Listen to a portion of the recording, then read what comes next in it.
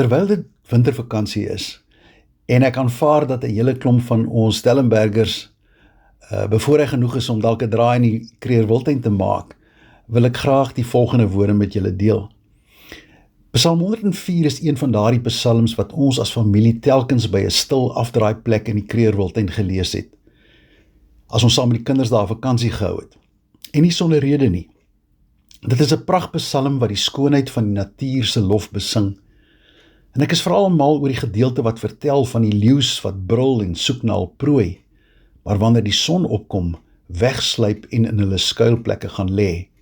Laat ons maar eerlik wees, sommige mense soek graag voëls, ek soek graag katte.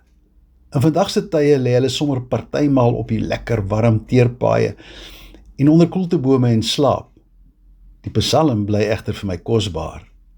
Die psalm sing oor fonteine, wilde donkies, voëls wat kwetter, klipbokke, dassies en leeu's.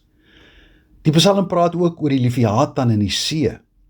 In die oermitologie is dit gesien as 'n wrede, reusagtige monster, wat ook 'n simbool van chaos en bedreiging was. Maar hoe beskryf die psalmdigter hom? As iets wat God gemaak het om mee te speel. Die chaos en bedreiging hou vir hom, vir God, geen vrees in nie. Hy speel daarmee. Die groot boodskap van die psalm is egter ook die van God se versorging en onderhouding. 'n God wat sorg, selfs vir die diere van die veld. 'n God wat sorg dat die diere meer as genoeg kry. Daarvoor is dit natuurlik nodig dat die ritme van die natuur en die balans in ons ekosisteme gerespekteer en beskerm word. God het die natuur geskape, sodat dit in perfekte harmonie en balans kan funksioneer. Dis ons wat dinge soms lelik deur mekaar krap. En daarom sluit ek af met hierdie pragtige woorde van Psalm 104 vers 10.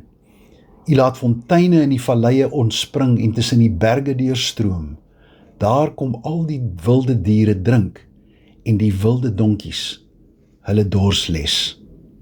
Mag jou dors ook in hierdie dag so deur hierdie wonderbare God geles word.